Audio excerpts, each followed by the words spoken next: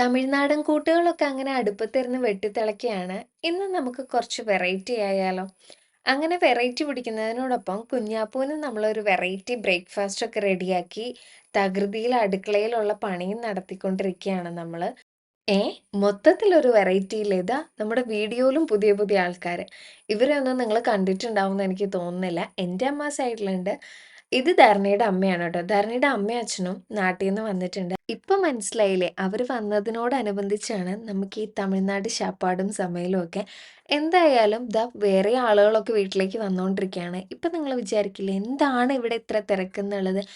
ഇങ്ങനെ എല്ലാവരും ഒരുമിച്ച് കൂടുന്ന സമയങ്ങളില് നമ്മള് മാക്സിമം എല്ലാവരും ഒരുമിച്ച് പുറത്തൊക്കെ പോവാനായിട്ടാണ് നമ്മളധികം പ്രിഫർ ചെയ്യുക. അപ്പൊ ഇന്നും നമ്മൾ അങ്ങനെ ഒരു പ്ലാൻ ഇട്ടിരിക്കുകയാണ് ട്ടോ. അതുകൊണ്ട് നമ്മൾ എവിടെ പോയാലും നിങ്ങളെ കൂട്ടാതെ ഒന്നും പോവില്ലല്ലോ. സോ എന്നത്തെയും പോലെ വളരെ ഹാപ്പിയോടെ welcome to our YouTube channel.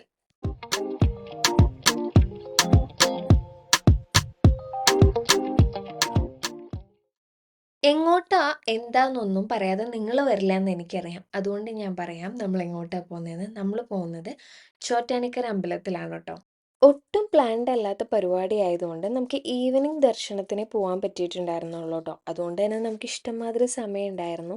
അങ്ങനെ നമ്മൾ ലഞ്ചൊക്കെ നല്ല അടിപൊളിയായിട്ട് കുക്ക് ചെയ്ത് എല്ലാവരും റിലാക്സ്ഡ് ആയിട്ട് ഫുഡൊക്കെ കഴിച്ചിട്ടാണ് ഇറങ്ങിയത്.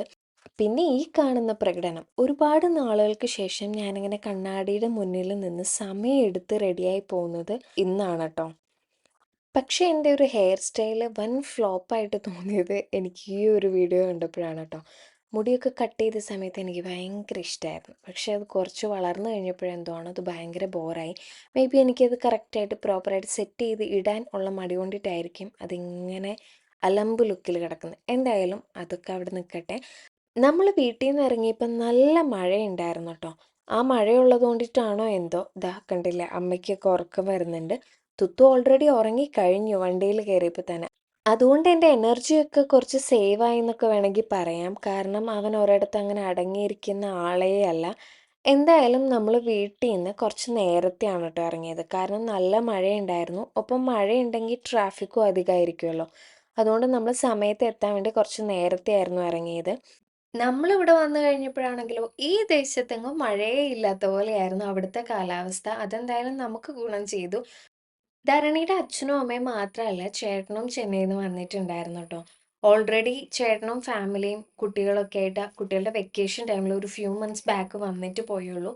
ഇപ്പം അച്ഛനും അമ്മയും ഒറ്റയ്ക്ക് ട്രാവൽ ചെയ്ത് വരുന്ന ഒരവസ്ഥയായിരുന്നില്ല. അമ്മയ്ക്ക് കുറച്ച് ഹെൽത്ത് ഇഷ്യൂസ് ഒക്കെ ഉണ്ട്. അപ്പോൾ അതുകൊണ്ട് ചേട്ടനും അവരെ കൂട്ടിയിട്ട് വരികയായിരുന്നു കേട്ടോ.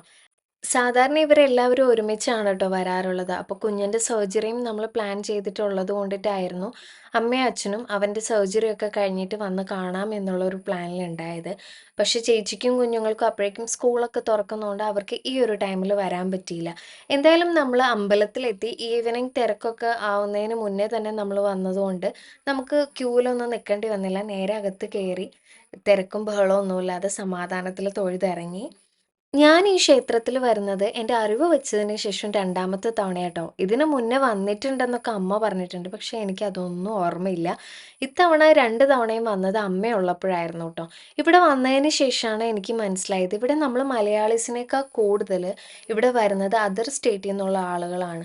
അവരൊക്കെ കേരളത്തിലേക്ക് ടൂറ് വരികയാണെന്ന് പറയുമ്പോൾ തന്നെ അവർ കൺസിഡർ ചെയ്യുന്ന അല്ലെങ്കിൽ മസ്റ്റ് വിസിറ്റ് പ്ലേസസിൽ ഒന്നായിരിക്കും ഈ ഒരു ക്ഷേത്രം എന്നുള്ളത് ഇവിടെ വന്നതിന് ശേഷമാണ് എനിക്ക് മനസ്സിലായത്.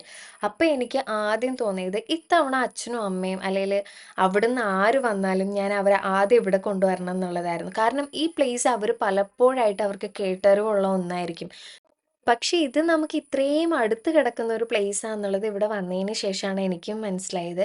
അപ്പോൾ എനിക്ക് ഷുവർ ആയിരുന്നു എന്തായാലും ഈ ഒരു പ്ലേസ് അച്ഛൻ്റെയും അമ്മയുടെയും ബക്കറ്റ് ലിസ്റ്റിലുള്ള ഒരു പ്ലേസ് തന്നെയാണ്. അവരെന്തായാലും ഇത്തവണ കൊണ്ടുവരണം എന്നുള്ളത്. ഒപ്പം തന്നെ കുഞ്ഞാപ്പൂവിനെയും കൊണ്ടുവരണം എന്ന് എനിക്ക് ആഗ്രഹം ഉണ്ടായിരുന്നു. സത്യം പറഞ്ഞാൽ എല്ലാ പ്ലേസിലും പോകുമ്പം അവനെ കൊണ്ടുപോകണം എന്നാണ് എനിക്കാണെങ്കിലും ധരണിക്കാണെങ്കിലും.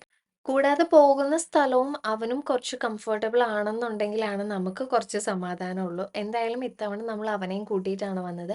അങ്ങനെ നമ്മൾ മേൽക്കാവിലും കീഴ്ക്കാവിലൊക്കെ തൊഴുത് തിരിച്ച് നമ്മൾ മേളിലേക്ക് പോകുമ്പോഴാണ് ആശാന്റെ മുണ്ട് ഊരിപ്പോയി. ആശാൻ അത് എങ്ങനെ ഉടുക്കാന്നറിയില്ല. പക്ഷെ എന്നാലും ഉയർന്നു വരുന്ന ഒരു പൗരൻ എന്നുള്ള നിലയിൽ എനിക്ക് പറ്റും, ഞാൻ തന്നെ ഉടുക്കും എന്നുള്ള ഒരു ആറ്റിറ്റ്യൂഡ് ആയിരുന്നു.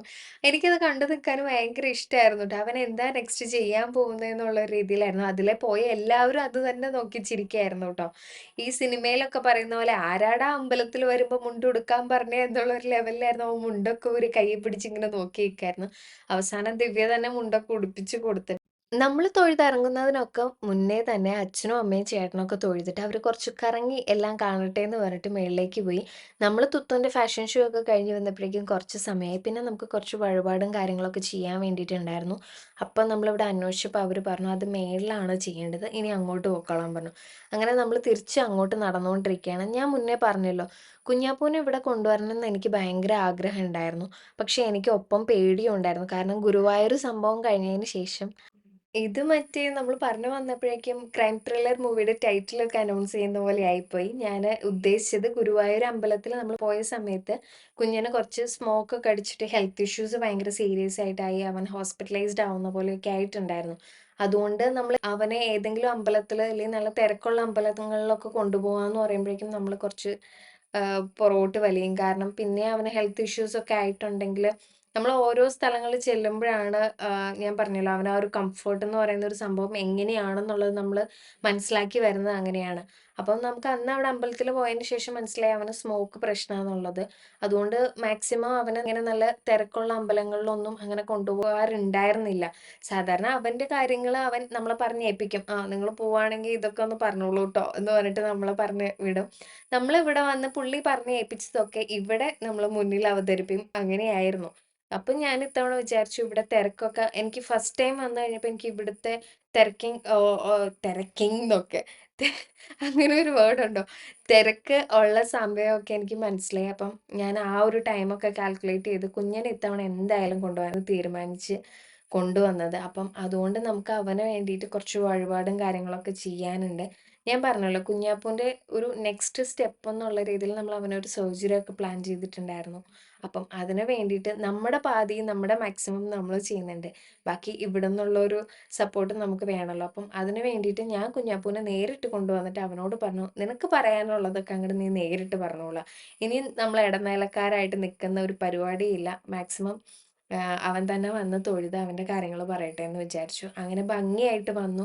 ഒരു ബുദ്ധിമുട്ടും കാര്യങ്ങളും ഇല്ലാതെ നമുക്ക് സന്തോഷായിട്ട് നമ്മള് തൊഴുത് ഇറങ്ങി. കുറച്ചധികം നേരം കുഞ്ഞാപ്പൂനെയും കൊണ്ട് നമ്മൾ അവിടെയൊക്കെ ഇരുന്നിട്ടാണ് ട്ടോ പോന്നത്. മനസ്സും ശരീരമൊക്കെ നിറഞ്ഞ് വല്ലാതെ റിഫ്രഷ് ആയുള്ള ഒരു ഫീലോട് കൂടെയാണ് നമ്മൾ അവിടുന്ന് ഇറങ്ങിയത്. ഈ ഒരു വീഡിയോ കാണുമ്പോൾ നിങ്ങൾക്കും അങ്ങനെ തന്നെയായിരിക്കും എന്ന് വിശ്വസിക്കുന്നു. ഇനി ഒരു അടിപൊളി വീഡിയോ ആയിട്ട് കാണുന്നവരേക്കും ടാറ്റാ ബൈ ബൈ.